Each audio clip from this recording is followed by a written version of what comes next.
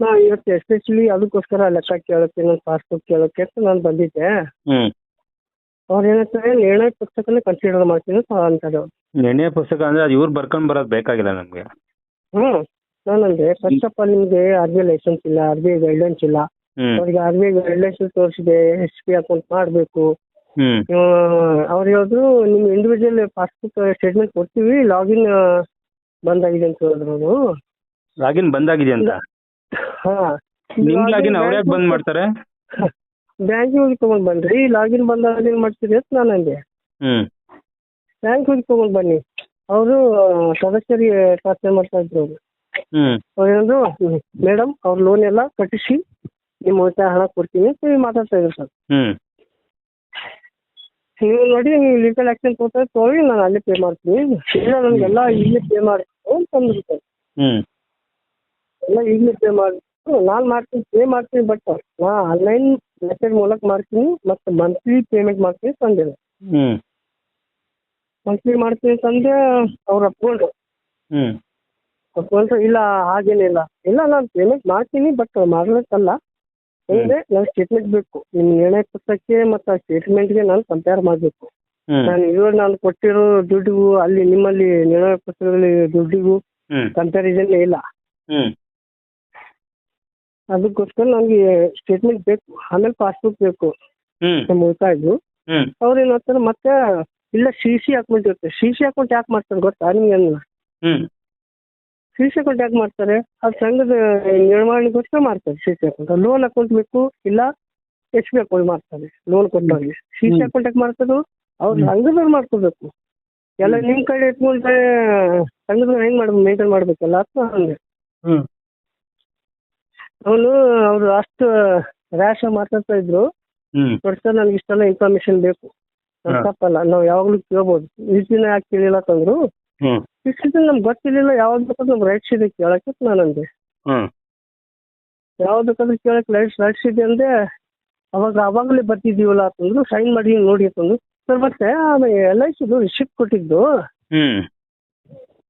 Check ಮಾಡಿದೆ, policy number hockey this policy number cannot be registered ಅಂತ ಬರ್ತು sir. ಅವ್ರು ತೋರಿಸಿದ್ದು ನಾನು ಲ್ಯಾಪ್ಟಾಪಲ್ಲಿ, ನೋಡಿ ಇಲ್ಲಿ ಬನ್ನಿ ನೋಡಿ ಅಂತ ನಾನು ಅಂದೆ. ಸಾಹೇಬ್ರೆ ಅದು ನಿಮ್ಮಲ್ಲಿ ಬರೋದಿಲ್ಲ, ನಮ್ಮ ಲಾಗಿನಲ್ಲಿ ಬರುತ್ತೆ ಅಂತ ಹೇಳ್ತಾರೆ. ನಮಗೆ ಸಪ್ರೇಟ್ ಲಾಗಿನ್ ಕೊಟ್ಟಿರ್ತಾರೆ ತಂದು. ನಾನು ಅಂದೆ ಎಲ್ ಐ ಸಿಗೆ ಹೆಲ್ಪ್ಲೈನ್ ಕಾಲ್ ಮಾಡಿದೆ. ಅವರು ಕೂಡ ಇಲ್ಲಿ ಇನ್ವ್ಯಾಲಿಡ್ ನಂಬರ್ ಅಂತ ಹೇಳಿದ್ರು. ಇಲ್ಲಿ ಅವ್ರ ವೆಬ್ಸೈಟಲ್ಲಿ ಅದನ್ನು ಹೇಳ್ತಾ ಇದೆ, ನಿಮ್ಮ ಲಾಗಿನ್ ಮಾತ್ರ ಇರಲಿ, ಬಟ್ ಈ ನಂಬರ್ ಅವ್ರ ಹತ್ರ ಹೋಗಿದೆಯಲ್ಲ ಅಂತ ನಾನು ಅಂದೆ. ನಾನು ಇನ್ನೊಂದು ಏನಂದೆ, ನಮ್ಮ ಎಲ್ ಐ ಸಿ ಸ್ಟಾಪ್ ಮಾಡಿಸಿ, ಪಿ ಆರ್ ಪಿ ಸ್ಟಾಪ್ ಮಾಡಿಸಿ, ಅದೆಲ್ಲ ಎಷ್ಟಾದಲ್ಲ ನೀವು ಸಾಲಕ್ಕೆ ಜಮಾ ತಗೋರಿ, ನಾನು 7% ಬಡ್ಡಿ ಮೇಲೆ ನಾನು ಕೊಡೋದು. 7%. ನೀವು 4 ವರ್ಷದ ಒಮ್ಮೆ 7% ಬಡ್ಡಿ ಹಚ್ಚಿದ್ರೆ ಒಮ್ಮೆ ಹಚ್ಚಿದ್ರೆ ನಾನು ಕೊಡೋಕ್ಕಾಗಲ್ಲ. ನಾನು ಇನ್ನು ಮುಂದೆ ಸಾಲದ ಅಷ್ಟೇ ಕಟ್ಟಿದ್ರು ಕೂಡ ನನಗೆ ಪೂರ್ತಿ ಅಮೌಂಟ್ಗೆ ನಾನು ಕಟ್ಟಲ್ಲ, ಪಿ ಆರ್ ಪಿ ಕಟ್ಟಲ್ಲ, ಎಲ್ ಐ ಸಿ ಕಟ್ಟಲ್ಲ. ಎಲ್ಲ ಸಂಘದವ್ರಿಗೆ ನೀವು ಲೀಗಲ್ ಆಕ್ಷನ್ ತಗೋರಿ. ಅವರೆಲ್ಲ ಸಂಘದ ಹೆಣ್ಮಕ್ಳು ಎಲ್ಲ ಸೈಲೆಂಟ್ ಆಗಿದ್ರು, ಅವ್ರೇನು ಆನ್ಸರ್ ಮಾಡಲಿಲ್ಲ. 1-2 ಗಂಟೆ ಈ ಥರನೇ ಆಯ್ತು ಸರ್ ಮಾತುಕತೆ ಅವ್ರಿಗೆ ನಮಗೆ. ಆಮೇಲೆ ಏನಂದ್ರು, ಅವ್ರದ್ದೇನು ಕೇಳ್ತೀರಿ ಇವ್ರದ್ದೇನು ಕೇಳ್ತೀರಿ ಅಂತ ಹೇಳ್ತಾ ಇದ್ರು. ಅವ್ರದ್ದೇನು ಕೇಳ್ತೀರಿ ಇವ್ರದ್ದೇನು ಕೇಳ್ತಾರೆ ನಾನು ಹೇಳಂಗಿಲ್ಲ, ನಂದು ಅಷ್ಟೇ ಮಾತಾಡ್ತೀನಿ. ನಾನು ಹೊಸ ಸಂಘದ ಬೇಕಾಗಿಲ್ಲ. ನನಗೆ ಮೋಸ ಆಗ್ತಾ ಇದೆ, ನಾನು ಕಟ್ಟಿದ್ದೀನಿ, ನನ್ಗೆ ವೇರಿಯೇಷನ್ ಅನ್ನಿಸ್ತಾ ಇದೆ ಕಟ್ಟಿರೋದು, ಅದಕ್ಕೋಸ್ಕರ ಡೌಟ್ ಇರೋದ್ರಿಂದ 2ನೇ ಸಲ ನಿಮ್ಮನ್ನು ಕರ್ಸಿರೋದು ಇಲ್ಲಿ ಅಂತ ನನಗೆ. ಎಸ್ಪೆಷಲಿ ಅದನ್ನ ನಾನು ಕೇಳೋಕ್ಕೋಸ್ಕರ ಅಲ್ಲಿಂದ ಇಲ್ಲಿಗೆ ಪುಣೆಯಿಂದ ಬಂದೀನಿ ಸರ್. ಅಲ್ಲಿ ರಜೆ ತಗೊಂಡು ಇದನ್ನ ಕೇಳೋಕ್ಕೋಸ್ಕರ ಬಂದಿದ್ದೀರಾ? ಎಸ್ಪೆಷಲಿ ಅದಕ್ಕೋಸ್ಕರ ಬಂದಿದ್ದೀನಿ. ನಿನ್ನೆ ಕಟ್ಟಿಲ್ಲ ಕಂತ. ಓಕೆ, ಯಾರು ಬಂದು ಕೂತಿದ್ದು? ಯಾರದು? ಪಿಒ ಅಂತ ಸರ್.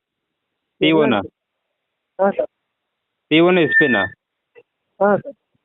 ಈಗ ಅವರು ಎಸ್ ಪಿ ಇದಲ್ಲ, ಎಸ್ ಪಿ ಎಲ್ಲ ಅವ್ರೇನು ಎಲ್ಲ ನಮ್ಮವ್ರೆ, ಯಾರು ಹೊರಗಿನವರಲ್ಲ. ಬಟ್ ಅವ್ರನ್ನ ಮ್ಯಾನಿಪುಲೇಟ್ ಮಾಡಿದಾರಲ್ಲ, ಅವ್ರಿಗೆ ಗೊತ್ತಿಲ್ಲ. ನಮ್ಮ ಸಂಘದ ಸದಸ್ಯರು ಅಂಡರ್ಸ್ಟ್ಯಾಂಡ್ ಮಾಡ್ಕೊಂಡ್ರು ನಮ್ಗೆ ಹೇಳಿದ್ರು. ಅವರು ಎಸ್ ಪಿ ಅಂದರೆ ಅವರು ವರ್ಕರ್ ಅಲ್ಲ, ಅವ್ರ ಥರ ಕಂಟಿನ್ಯೂ ಮಾತಾಡ್ಬೇಕಾಗುತ್ತೆ. ಸರಿ ಸರಿ ಆಯಿತು. ಓಕೆ, ಹೌದಲ್ಲ. ಆಮೇಲೆ ವಿಡಿಯೋ ಹಾಕೋದಿದ್ರೆ ಆ ಲೇಡೀಸ್ ಪೇಷಂಟ್ಸ್ ಸ್ವಲ್ಪ ಮಾಸ್ಕ್ ಮಾಡಿ ಹಾಕಿ ಸರ್. ಹಾ ಎಲ್ಲ ನಮ್ ಕುಟುಂಬದವ್ರು ಹೆಣ್ಮಕ್ಳು. ಹಾ ಹಾ ತೊಂದ್ರೆ ಇಲ್ಲ ನೋಡಿ, ನಾನ್- ಮೋಸ ಆಗಿದೆ, ಏನು ಸಮಸ್ಯೆ ಇಲ್ಲ ಬಿಡಿ. ಕಂಪ್ಲೇಂಟ್ ನೀವೇ ಕೊಟ್ರು ಅವರು ಬರಕ್ಕಾಗಲ್ಲ ಅಲ್ಲಿಗೆ. ಹಾ, ಈಗ ಅವ್ರು ಕರೆಕ್ಟ್ ಆಗಿದ್ರೆ ನೋಡಿ, ಅವ್ರು ಕರೆಕ್ಟ್ ಆಗಿದ್ರೆ ನಿಮ್ಮ ಮೇಲೆ ಆಕ್ಷನ್ ಆಗತ್ತೆ. ಇಲ್ವಾ ನೀವೇ ಅವ್ರ ಮೇಲೆ ಆಕ್ಷನ್ ತಗೊಳ್ಳೋದಕ್ಕೆ ನೀವು ಕಾನೂನು ಮುಖಾಂತರ ಫೈಟ್ ಮಾಡ್ಬೋದು. ಹಾ ಈಗ ಸರ್ ನಾನು ಕ್ರಿಮಿನಲ್ ಆಗೋದಿಲ್ಲ, ನನಗೆ ಗೊತ್ತು ಯಾವ ಲೀಗಲಿ ಹೆಂಗ್ ಆಕ್ಷನ್ ತಗೋಬೇಕಂತ ನನಗೆ ಗೊತ್ತು. ಲೀಗಲ್ ಹಾ. ಆಕ್ಷನ್ ನೋಟಿಸ್ ಇಶ್ಯೂ ಮಾಡ್ರಿ, ಹಾ ಬ್ಯಾಂಕಿಂಗ್ ಇಶ್ಯೂ ಮಾಡ್ತೀರಿ. ಹೌದು, ನಾನು ಮನೆ ಅಲ್ಲೇ ಹತ್ರ ಬಂದು ಕೂಗಾಡೋದು ಯಾಕೆ? Issue ಮಾಡ್ಸು. ಎಸ್ಪೆಷಲಿ ನಾನೇ ಕರ್ಸಿದ್ದೆ ಅವ್ರಿಗೆ, ನಮ್ಮ ಮನೆಯವ್ರಿಗೆ ಇನ್ನೂವರೆಗೆ ಯಾರಿಗೆ ಬರೋ ಗೊತ್ತಿಲ್ಲ. ನಾನು ಹಾ ನನ್ ಡೌಟ್ ಅದ, ನಾನೇ ಕರ್ಸ್ತೀನಿ. ಹಾ ಎಷ್ಟೋ ಸಲ ನಾನು ಕಂತನ್ನ ಮಿಸ್ ಮಾಡಿದೀನಿ, ಹಾ ಮಿಸ್ ಮಾಡಿದ್ರು ಕೂಡ ಮನೆ ಬರೋದಿಲ್ಲ, ಯಾರು ಓಕೆ. ಕೇಳೋದಿಲ್ಲ. ನಾವು ಕಟ್ಟೋದಾಗ ನೆಕ್ಸ್ಟ್ ವೀಕ್ ಕಟ್ಟು ಡಬಲ್ ಕಟ್ಟಿರ್ತೀನಿ ಸರ್. ಎಷ್ಟು ವರ್ಷದಿಂದ ನೀವು ಧರ್ಮಸ್ಥಳ ಸಂಘದಲ್ಲಿ ಲೋನ್ ತಗೊಂಡಿದ್ದೀರಾ? 2016 ಸರ್. 16 ಇಂದ ಇಲ್ಲಿವರೆಗೂ ಕಟ್ತಾನೆ ಬಂದಿದ್ದೀರಾ? ಮೊದಲೇ 10,000 ಕೊಟ್ಟು ಪೇ ಮಾಡ್ತೀವಿ, ಹ್ಮ್ 30 ಪೇ ಮಾಡ್ತೀವಿ, 50 ಪೇ ಮಾಡಿದ್ವಿ, ಹ್ಮ್ 1 ಲಕ್ಷ ತಗೊಂಡಿವಿ. ಹ್ಮ್ ಇಲ್ಲಿ 50,000 ತಾನೆ ಏನು ಮೋಸ ಆಗಲ್ಲ. ಮೋಸ ಆಗಲ್ಲ. ಹ್ಮ್ ಪಾಸಿಟಿವ್ ಹೇಳ್ತೀನಿ, ನೆಗೆಟಿವ್ ಹೇಳ್ತೀನಿ. ಒಂದು ಸಂಸ್ಥೆ ಅಂದ್ರೆ ಪಾಸಿಟಿವ್ ನೆಗೆಟಿವ್ ಎರಡೂ ಇರುತ್ತೆ. ಹೌದು. 50,000 ತಾನೆ ಮೋಸ ಆಗಲ್ಲ, ಹ್ಮ್ ಅಲ್ಲಿ ಏನೋ ಮೋಸ ಮಾಡಕ್ ಬರಲ್ಲ ಅವ್ರಿಗೆ. ಹಾ 50,000 ಲಕ್ಷ ಮೇಲೆ ಹೋಯ್ತಲ್ಲ, ಹ್ಮ್ ಅಲ್ಲಿ ಸ್ಟಾರ್ಟ್ ಆಗುತ್ತೆ ಅವ್ರು ಬಡ್ಡಿ ಸುಲಿಗೆ ಮಾಡೋ. ಚಕ್ರವ್ಯೂಹ. ಬಡ್ಡಿ ಚಕ್ರವ್ಯೂಹದಲ್ಲಿ ಬ್ಲೇಡ್ ಕೊಯ್ಯೋತಾರ ಕೊಯ್ತಾರೆ ಅವ್ರು. ಈಗ ಹೆಣ್ಮಕ್ಳನ್ನ ಫುಲ್ಲಿ ಬ್ರೈನ್ ವಾಶ್ ಮಾಡಿ ಇಷ್ಟೊಂದು ಹಿಪ್ನೋಟೈಸ್ ಮಾಡಿದಾರಂದ್ರೆ ಹೇಳಕ್ಕಾಗಲ್ಲ ಸರ್. ಹೈಲಿ ಹಿಪ್ನೋಟೈಸಿಂಗ್. ಓಕೆ, ವಶೀಕರಣ. ನಾನು ನೋಡಿದೆ. ವಶೀಕರಣ ಫುಲ್ಲಿ ಹಿಪ್ನೋಟೈಸ್ ಮಾಡಿದ್ರೆ. ಅದು ನಮ್ಮ ಸಂಘದಲ್ಲಿ ಯಾರು ಹೆಣ್ಮಕ್ಳು ನಮ್ಮ ಮನೆ ಬಂದು ಚಾರ್ಜ್ ಇರ್ತದೆ ಮಾಡೋದಿಲ್ಲ, ಎಲ್ಲರೂ ನಮ್ಮವ್ರು ಇದ್ದಾರೆ. ಆದ್ರೆ ನಾನು ಮಾತಾಡೋದ್ರಲ್ಲಿ ಅರ್ಥ ಇದೆ, ನಾನು ಲೀಗಲಿ ಮಾತಾಡ್ತೀನಿ ಅಂತ ಅವ್ರಿಗೆ ಗೊತ್ತು. ನಿನ್ ಗೊತ್ತಿದ್ದಷ್ಟು ನನ್ಗೆ ಗೊತ್ತಿಲ್ಲ ಅಂತ ಅವ್ರು ಅಂತಾರೆ. ನಾವೆಲ್ಲ ತಿಳಿಸಿ ಹೇಳಿದ್ದೀನಿ, ಹಿಂಗಿದೆ ಹಿಂಗಾಗುತ್ತೆ, ನಾವು ತಿಳಿಸಿ ಹೇಳಿದ್ದೀನಿ. ನನ್ನ ಮಾತು ಒಪ್ಕೊಂಡಿದ್ದಾರೆ. ಅದು PO ಏನು ಎಷ್ಟೊಂದಿಲ್ಲ ಗಟ್ಲ ಹರ್ಕೊತಾರೆ. ನಂಗೆಲ್ಲ ಇಲ್ಲೇ ಕ್ಲಿಯರ್ ಮಾಡಿಸಿ ಮೇಡಮ್ ನೀವು ಅವ್ರಿಗೆಲ್ಲ ಅಂತಾರೆ. ಕ್ಲಿಯರ್ ಮಾಡ್ತೀನಿ ರೀ, ನಿಮ್ಗೆಲ್ಲ ಸ್ಟೇಟ್ಮೆಂಟ್ ಕೊಡ್ರಿ, ನಾನೆಲ್ಲ ಕಂಪ್ಯಾರಿಸನ್ ಮಾಡ್ತೀನಿ ಎರಡು. ಆ ಬುಕ್ಗೂ ನಿಮ್ಮ ಸ್ಟೇಟ್ಮೆಂಟ್ ಕಂಪ್ಯಾರಿಸನ್ ಮಾಡ್ತೀನಿ. ಲಾಗಿನ್ ಬಂದಾಗಿದೆ, ಚಾಲು ಅಲ್ಲಿ ತಂದು ಕೊಡ್ರಿ, ಕಟ್ತೀನಿ ಅವಾಗೆ. ಓಕೆ, ಅದಕ್ಕೆ ಲಾಗಿನ್ ಬಂದ್ ಮಾಡ್ತಾರಂತ ಇವ್ರೆ? ನಿಮ್ದಲ್ವಾ ಅದು? ಯಾವ ಲಾಗಿನ್ ಬಂದಾಗುತ್ತೆ? ನಂಗೆ ನಿಮ್ದೆ ಅಲ್ಲ, ಬ್ಯಾಂಕಿಗೆ ಹೋಗ್ರಿ, ಬ್ಯಾಂಕ್ ಕೊಡ್ತಾರ. ನಿಮ್ಗೆ ಯಾವ ಲಾಗಿನ್ ಬಂದಾಗುತ್ತೆ? ನಿಮ್ ಲಾಗಿನ್ ಬಂದಾಗ್ಲಿ, ನಿಮ್ ಲಾಗಿನ್ ಬೇಕಾಗಿ ನಮ್ಗೆ ಬ್ಯಾಂಕಿಂದ ತಂದು ಕೊಡ್ರಿ. ಆಮೇಲೆ ನಮ್ಮ ಕಡೆ RBI ಗೈಡೆನ್ಸ್ ಒಂದು ನೋಟಿಫಿಕೇಶನ್ ಇರ್ತದೆ ಸರ್. ಬಿಸಿನೆಸ್ ಕರೆಸ್ಪಾಂಡೆನ್ಸ್ ಅವ್ರಿಗೆ SB ಅಕೌಂಟ್ ಓಪನ್ ಮಾಡುವಂಗ ಮಾಡ್ಬೇಕು. ಆಮೇಲೆ NRLM ಸ್ಕ್ಯಾಮ್ ಒಳಗ ಅವರು ಆಡೇ ಮಾಡಿಲ್ಲ ಸರ್. NRLM ಅಲ್ಲಿ ಆಡೇ ಮಾಡಿಲ್ವಾ? ಇಲ್ಲ ಸರ್, ನಾನು ಚೆಕ್ ಮಾಡಿದೆ ಇವತ್ತು NRLM ಅಲ್ಲಿ. ಅಂದ್ರೆ ಕೇಂದ್ರ ಸರ್ಕಾರದಿಂದ ಬರುವಂತ ಸವಲತ್ತುಗಳೆಲ್ಲ ದೋಖ ಆಗತ್ತೆ, ಸುಳ್ಳು. ಹೈಲಿ ಅಂದ್ರೆ ಜನಗಳಿಗೆ ಇಷ್ಟು ದೊಡ್ಡ ಮಟ್ಟದ ಮೋಸ ಮಾಡ್ತಿದಾರ ಧರ್ಮಸ್ಥಳ ಸಂಘದವರು?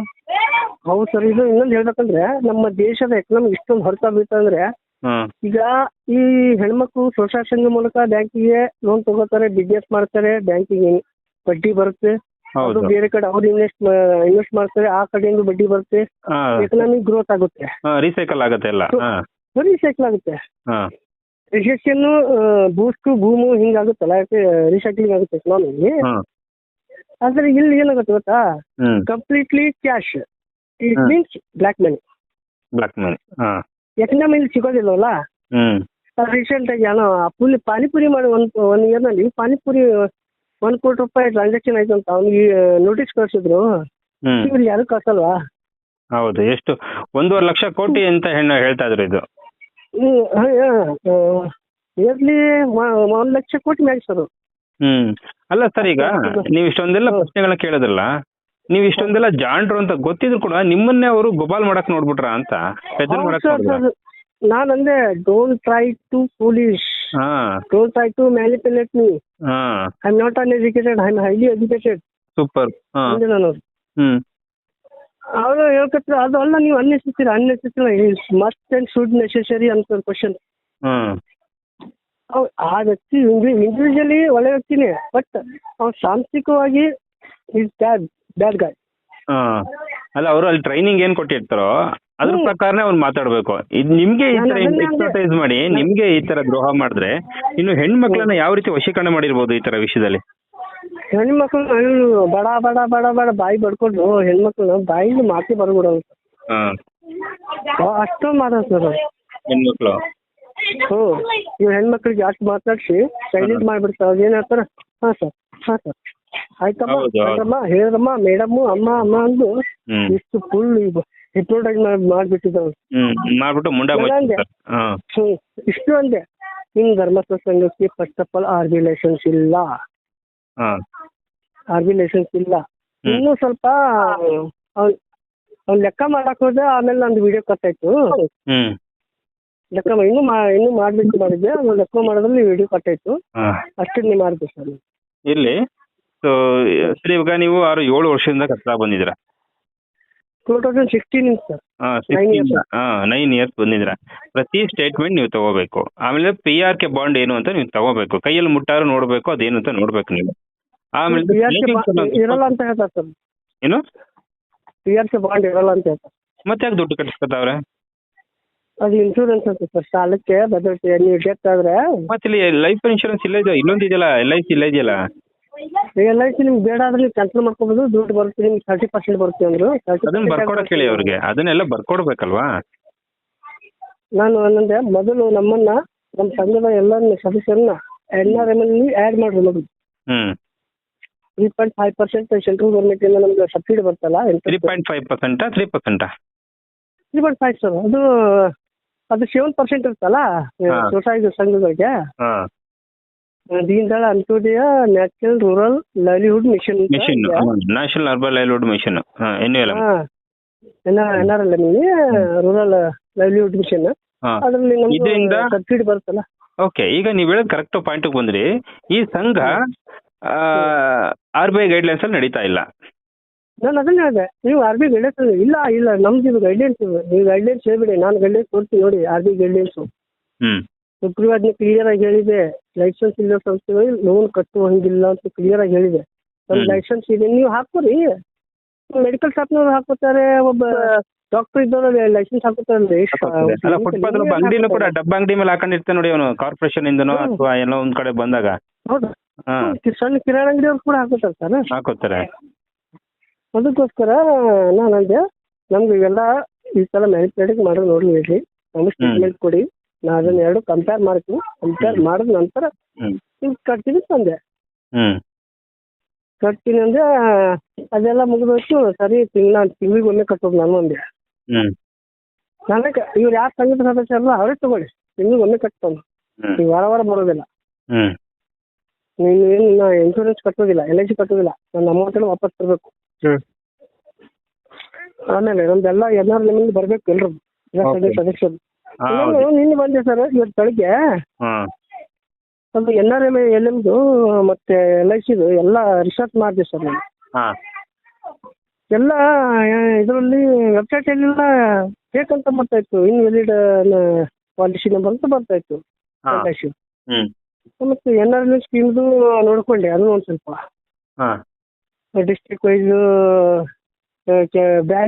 ಬ್ಯಾಂಕಿಂಗ್ ಲಿಂಕೇಜ್ ಅಂತ ಬರುತ್ತೆ ಸರ್. ಕೆಲವೊಂದು ಸಂಘಗಳು ಒಕ್ಕೂಟ ಸಂಘಗಳು ಮಾಡಿದ್ದಾರೆ, ನಮ್ಮ ಸಂಘಗಳು ಮಾಡಿಲ್ಲ ಸರ್.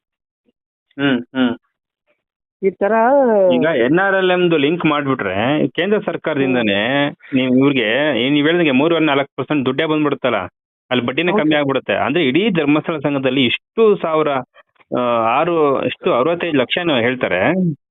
ಅಷ್ಟು ಜನಗಳಿಗೆ NRLMದು ಬೆನಿಫಿಟ್ ಬರ್ತಲ್ಲ ಹೆಣ್ಮಕ್ಳಿಗೆ?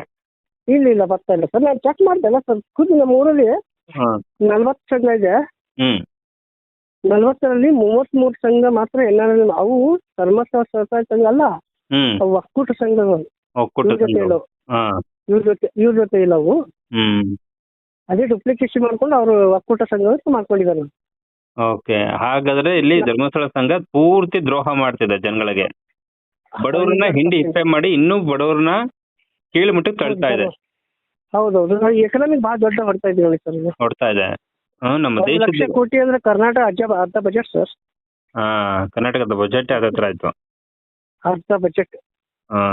ಇಷ್ಟು ಈ ರೇಂಜ್ನಾಗ ಚೀಟಿಂಗ್ ಮಾಡ್ತಿದ್ರಿ. ಇಡಿ ಅವರು ಎಲ್ಲ ಸೆಟ್ಟಿಂಗ್ ಇದೆ ಸರ್. ಇದು 40 ವರ್ಷ ನೀವು ಒಂದು ಸಂಸ್ಥೆ ದುಡ್ಡು ವ್ಯವಹಾರ ಮಾಡ್ತಂದ್ರೆ ಯಾವ ರೇಂಜ್ ಸೆಟ್ಟಿಂಗ್ ಇರ್ಬೋದು ಅರ್ಥ ಮಾಡ್ಕೊಳ್ಳಿ. ಗೊತ್ತಿದ್ದೇ ಮಾಡ್ತಾ ಇದ್ದಾರೆ, ಯಾಕಂದ್ರೆ 40 ವರ್ಷದಿಂದ ಯಾರು ಕಾಣ್ತಿರ್ಲಿಲ್ವಾ? ಗೊತ್ತು, ಎಲ್ಲರೂ ಗೊತ್ತು, ದೊಡ್ಡ ಸಂಸ್ಥೆ ಗೊತ್ತು. ಕಾಂಗ್ರೆಸ್ ಮಾಡ್ತು, JDS ಮಾಡ್ತು, ಎಲ್ಲರೂ ಮಾಡಿದ್ರಲ್ಲ. ಹಾ. ಅಲ್ಲ ಸರ್, ಈಗ ನಮ್ ಸುದ್ದಿಗಳು ಬರ್ತಾ ಇದೆ, ನೋಡ್ತಾ ಇದಾರಲ್ವಾ, ಯಾಕೆಲ್ಲ ಸೈಲೆಂಟ್ ಆಗಿದ್ದಾರೆ? ಅದೇ ಬನ್ನಿ, ಸಂಸ್ಥೆಗಳಿಗೆ ಬನ್ನಿ ಸ್ಟ್ರೈಕ್ ಮಾಡಿ, ಎಲ್ರು 3 ಪಕ್ಷರು ಬನ್ನಿ ಸ್ಟ್ರೈಕ್ ಮಾಡಿ ಅಲ್ವಾ? ಹೌದು ಸರ್. ಈಗ ಯಾಕಂದ್ರೆ ಎಲ್ರು ಇದಾರೆ ಅಲ್ಲಿ, ಎಲ್ಲರೂ ಇದಾರೆ ಎಲ್ರು ಇದಾರೆ ಕಳ್ರು ಅಂತ. ಈಗ ಸುಗ್ರೀವಾಜ್ಞೆ ಬಂತು, ಸುಗ್ರೀವಾಜ್ಞೆ ಬಂದ್ರು ಕೂಡ ಮನೆ ಹತ್ರ ಬಂದು ಆಮೇಲೆ ಎಲ್ಲ ಕೂತ್ಕೊಂಡು ದುಡ್ಡುಗಳನ್ನ ಕಲೆಕ್ಟ್ ಮಾಡ್ಕೊಂಡು ಚೀಲಕ್ ತುಂಬ್ಕೊಂಡು ಹೋಗ್ತಾ ಇದಾರೆ ಅಂದ್ರೆ. ಹೌದು ಸರ್. ನಾನು ಆನ್ಲೈನ್ ಪೇಮೆಂಟೇ ಮಾಡೋದು. ನಾವು ITR ತಗೋಬೇಕಾಗುತ್ತೆ, ನಾವು ಆನ್ಲೈನ್ ಪೇಮೆಂಟೇ ಮಾಡೋದು. ನಿಮ್ ಬುಕ್ ನಲ್ಲಿ ಯಾರು ಕನ್ಸಿಡರ್ ಮಾಡಲ್ಲ.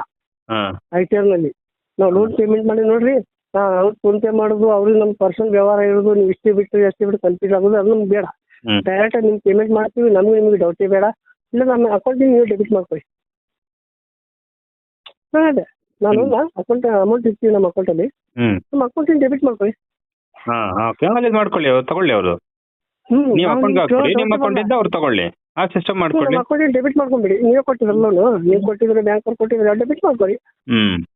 ಅದೇ ಅಕೌಂಟಿಂದ, ಅದೇ ಅಕೌಂಟಲ್ಲಿ ಇಡ್ತೀವಿ, ಡೆಬಿಟ್ ಮಾಡ್ಕೊಂಬಿಡಿ. ನಾವು ಕ್ಯಾಶ್ ಕೊಡಂಗಿಲ್ಲ, ನಮ್ಗೆ ಅದೆಲ್ಲ ಕಂಫರ್ಟೇಬಲ್ ಆಗಲ್ಲ. ಕ್ಯಾಶ್ ಸರ್ಕ್ಯುಲೇಷನ್ ಮೊದಲು ಎಕನಾಮಿ ಕಮ್ಮಿ ಆಗಿದೆ. ಹೌದು ಸರ್, 1.5 ಲಕ್ಷ ಕೋಟಿ ಟ್ರಾನ್ಸಾಕ್ಷನ್ ಆಗಿದ್ರೆ ಕರ್ನಾಟಕದ ಒಂದು ಆರ್ಥಿಕ ಪರಿಸ್ಥಿತಿ ಎಷ್ಟು ಚೆನ್ನಾಗಿರ್ತಿತ್ತು ಸರ್. ಅದನ್ನ ನೋಡಿ ಸರ್, ಇದು 28% ಟ್ಯಾಕ್ಸ್ ಅಂದ್ರೆ ಹೇಗೆ ಹೋಗ್ತಿತ್ತು ನೋಡಿ. ಹೌದು, ನನ್ನ ಬಡ್ಡಿ ಲೆಕ್ಕ 2 ಲಕ್ಷ ಲೋನ್ ಕೊಡಿದೆ, ನಾನು ಕಟ್ಟಿದ್ದು 1,10,000 ರೂಪಾಯಿ. ಇನ್ನೂ ಬ್ಯಾಲೆನ್ಸ್ ತೋರಿಸಿ 1,40,000 ರೂಪಾಯಿ. ಇದ್ಯಾವ ತರ ನೀನು, ಇದ್ಯಾವ ನೀವು ಲೆಕ್ಕಾಚಾರ? ನಾವು 4 ವರ್ಷದ ಒಮ್ಮೆ ತಗೊಂಡಿದ್ದೀವಿ ಅಂತಂದ್ರು, ಒಮ್ಮೆ ಯಾಕೆ ತಗೋತೀವಿ ನೀವು? ಈಗ 1 ವರ್ಷ ಆಗಿದಲ್ಲ, ಈಗ 1.5 ವರ್ಷ ಆಯ್ತಲ್ಲ, 2 ವರ್ಷ ತಗೋರಿ. 4 ವರ್ಷ ಒಮ್ಮೆ ಕಲೆಕ್ಟ್ ಮಾಡ್ತೀರಿ, ಮತ್ತೆ ನಾವು ಸರ್ಪ್ಲಸ್ ಅಮೌಂಟ್ ಪೇ ಮಾಡ್ತೀನಿ ಸರ್, 200 ರೂಪಾಯಿ ಜಾಸ್ತಿ. 1200 ಚಿಲ್ಲರೆ ಇದೆಯಲ್ಲ, ಅದಾದ 1500 ಫುಲ್ ಮಾಡ್ತೀನಿ. ಸರಿ ಸರಿ, ಫುಲ್ ಮಾಡಿ. ಆಯ್ತು ಸರ್, ನಿಮ್ ಜೊತೆ ಮಾತಾಡ್ತೀನಿ ಸರ್. ತಾವು ಏನು ಓದಿರೋದು? ನಾನು post graduation criminology forensic science sir. ಎಲ್ಲಿ ವರ್ಕ್ ಮಾಡ್ತಿರೋ ತಾವು? ನಾನು ಪುಣೆಯಲ್ಲಿ ಸರ್. ಎಲ್ಲಿ? ಪುಣೆಯಲ್ಲಿ. ಪುಣೆ, ಓಕೆ. ಹಾಂ ಸರ್. ಫೈನ್. ಇದಕ್ಕೋಸ್ಕರ ನೀವು ಅಲ್ಲಿಂದ ರಜಾ ಹಾಕಿ ಬಂದಿದ್ರೆ ಲೆಕ್ಕ ಕೇಳಿದ್ದೀರಾ? Yes sir. ಓಕೆ. ಈಗ ನಿಮ್ಮಲ್ಲಿರೋ ಸಂಘದವರೆಲ್ಲ ನಿಮ್ಮ ಮಾತು ಕೇಳ್ತಾರಾ? Definitely sir. ಓಕೆ. ಸೊ ಹಾಗಾದ್ರೆ ಸರ್, ಈಗ ಅವ್ರು ಲೆಕ್ಕ ಕೊಡ್ಲಿ ಸರ್, ಲೆಕ್ಕ ಕೊಡೋವರೆಗೂ ನೀವೇನು ದುಡ್ಡು ಕಟ್ಬೇಡಿ. ಬರುತ್ತೆ ಅಂದ್ರೆ ಬಂದು ಅವ್ರಿಗೆ ಏನು ಕೇಸ್ ಹಾಕ್ತಾರೋ, ಏನು ಸ್ಟೇಷನ್ ಕಂಪ್ಲೇಂಟ್ ಕೊಡ್ತಾರೋ ಕೊಡ್ಲಿ, ಅಲ್ಲಿ ಬಂದು ಅಲ್ಲಿ ನಿಮ್ಗೆ ಡಾಕ್ಯುಮೆಂಟ್ ಎಲ್ಲ ಅಲ್ಲೇ ಕೊಟ್ಟೋಗ್ಲಿ ಸರ್ ಅಷ್ಟೇ. ಲೀಗಲ್ ಏನು ನೋಟಿಸ್ ಇಶ್ಯೂ ಮಾಡ್ರಿ, ನಾನು ಅಲ್ಲೇ ಬಂದು ಪೇ ಮಾಡ್ತೀನಿ ನಿಮ್ದೇನಿದೆಲ್ಲ ಹೇಳಿದ್ರಾ? ಗುಡ್ ಸರ್, ಆಯ್ತು. ಅದೆಲ್ಲ ನೀವು ಹೇಳೋದಿಲ್ಲ, ನಾವ್ ಹೇಳೋದಿಲ್ಲ, ನೀವು ಹಾಕ್ರಿ, ಅಲ್ಲೇ ಬಂದು ಪೇ ಮಾಡ್ತೀನಿ ಎಲ್ಲ ಅಂದಿದ್ದೀನಿ. ಅವನೇ ಹಾಕ್ಲಿ. ಈಗ ಅವ್ರ ದುಡ್ಡು ಅಲ್ವಾ, ಅವ್ರ ದುಡ್ಡು ಮೋಸ ಆಗ್ತಿದೆ ಅಂದ್ಮೇಲೆ ಅವ್ರು ಹಾಕ್ಲಿ ಬಿಡಿ ಅಲ್ವಾ? ಅವ್ರ ದುಡ್ಡು ಮೋಸ ಅಲ್ವಾ? ಲೀಗಲ್ ಆಗಿದ್ರೆ ಅಲ್ಲಿ ಹಾಕ್ಲಿ, ಲೀಗಲ್ ಆಗಿ ಇಲ್ಲ ಅಂದ್ರೆ ತಾನೇ ಕಳ್ಳಾಟ ಆಡೋದು.